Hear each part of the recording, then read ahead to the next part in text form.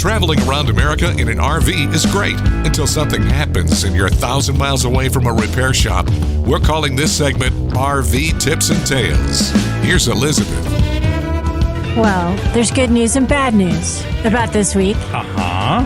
Which do you want first? Let's just start with the good news. The good news is we got a tow vehicle for our Aspect. And if you haven't seen the Aspect, we have it on YouTube. We have it on pretty much most of the socials.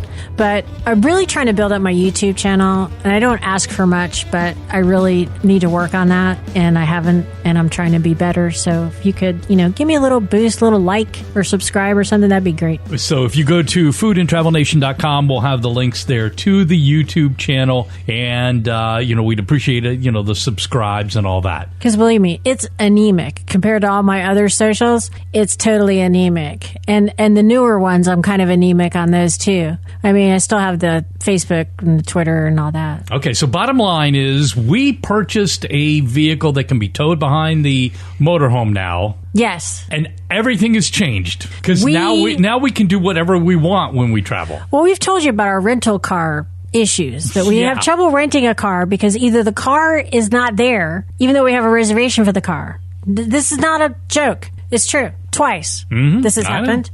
And the other thing is all these little fees. And it's kind of like we have the ability to tow a car. We should be towing a car, especially in this thing, which is so much easier to drive than any other RV we've ever had. Yeah. No, you're exactly right. I've driven it. It drives like a luxury car. So I don't think towing a vehicle behind it is going to be an issue at all. And we got something really small. Michael went and got it.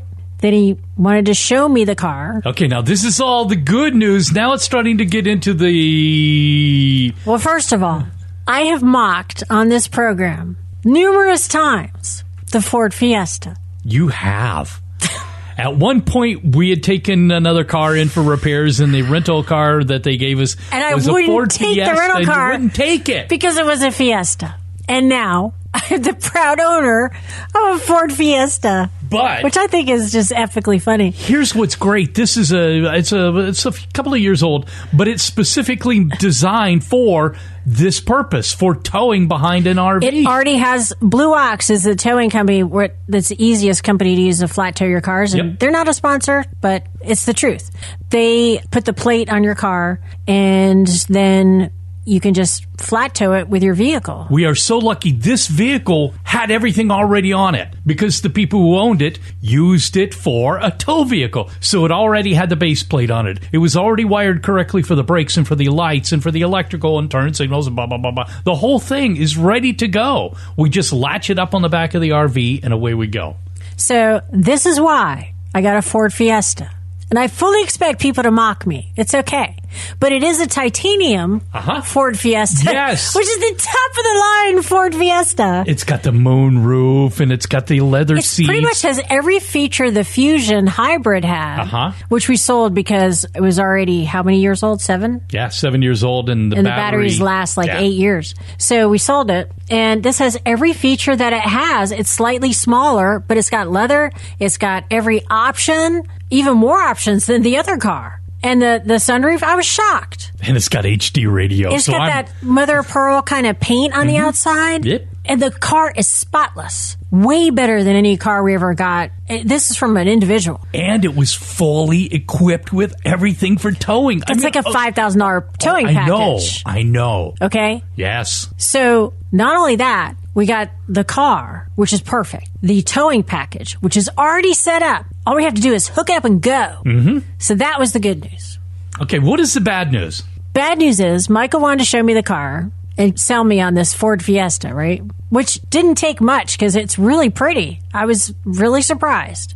And I'm sorry, I'm not trying to sound... It's just a really small car. I've never seen the inside of one, okay? So, but we needed a small car, and this was perfect. But then he said, let's go get some takeout. And we got some takeout. And then Michael, I didn't realize that when the car was purchased, it was after 5. That's correct. And the tag office was last night. It was closed, correct. So on a Friday night, there's no chance of getting, registered until Monday morning. But I do have the bill of sale and the signed over title to me. So we have no tag on the car because if you put the wrong tag on a vehicle, that's really bad. Yeah, it's better to not have one get pulled over and get a ticket than to put a wrong plate on it and get pulled over and get a really big ticket. Okay, and possibly arrested. Yes.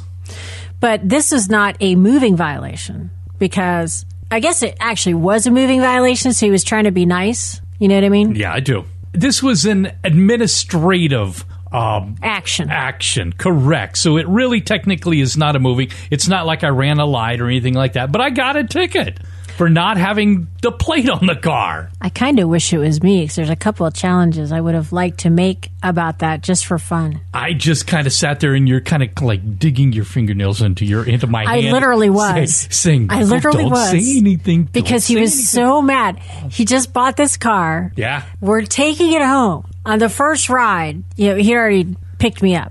And we're going back after getting takeout. And then this happens. And I thought his head was going to explode. I really did. I mean, there is no way that I could get it registered. The plate office, the tag office, tax collector, closes at 5 o'clock. Sharp. So then it takes like 30 minutes. So he checks us out and everything. I'm like, okay, whatever. And when he comes back, he's way nicer. Because, the reason we bought this car was because a vehicle owned by associated people hit us. That's correct. Okay? Which was not our fault. That's correct. And I've been trying to make us whole again. And I think I've managed to do that, right? Yeah, I think you have. We're pretty close. Yes. Because the other thing that happened this week, after Michael didn't get taken to jail or anything, and by the way, I took a lift home. I said, I'm not getting back in this car with you until you put the tag on it. So I took a lift home, and Michael got in front of the Lyft driver. Lyft driver didn't know anything about this. Right. And then we just kind of made it home. So he got in front of the Lyft yeah. driver. He drove, and the Lyft driver followed him, and it was about a mile, right? Mm-hmm. Still a lawbreaker, but... Yeah, but... I wasn't driving. I was an in the Lyft. administrative lawbreaker. Yeah, it was no points. No points. But what are you supposed to do when you buy a car... on a Friday night... and nothing's open? What if you bought it on a Saturday or a Sunday? You're supposed to just leave it there after you gave them the money? Even though I've given them the money, I have a bill of sale with the owner's name, signature, and all that, plus the title, and it still wasn't good enough. Wow. I have a feeling we're going to maybe challenge this. I don't think. Let's just challenge it and see what happens. Okay. But this is one of those kind of challenges where they'll bring in like an army of attorneys and I'll just string them along for 2 or 3 motions and then say, maybe you should look at this a little closer. All right. Well, all that aside, the good news is we now have a tow vehicle behind the RV. We're hitting the road. Yeah. I'm thinking, I know this is going to sound odd, but you wanted to go to Arizona, of all places. I've been asking you for how many months? I know. A year plus. Probably a year. We were gonna do it last February. Well, because it has nothing to do with anything that's going on in Arizona right now, really.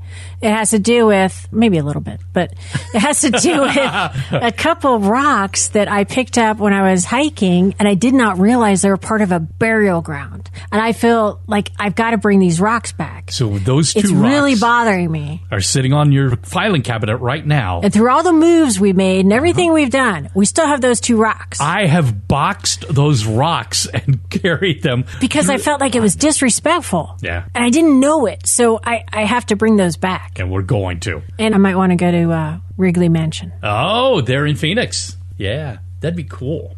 Mm-hmm. All right, there's your RV tips. If you purchase a tow vehicle for your RV or purchase any vehicle, don't do so after the tag office closes, and make sure you have all your I's dotted and T's crossed before you drive in a car like that. That is very safe advice. Yes, there's your RV tip. About 15 years ago, I would have done this completely differently. No, I know. Me too. I would have driven the car. But I am older and wiser now. Okay. Listen to over 100 previous interviews on Elizabeth's website, foodandtravelnation.com. Be sure to like, share, and comment about the stories that mean the most to you. Join us for the live feed of Food and Travel Nation, Saturdays at 8 a.m. Eastern, 7 a.m. Pacific, on foodandtravelnation.com and on iHeartRadio.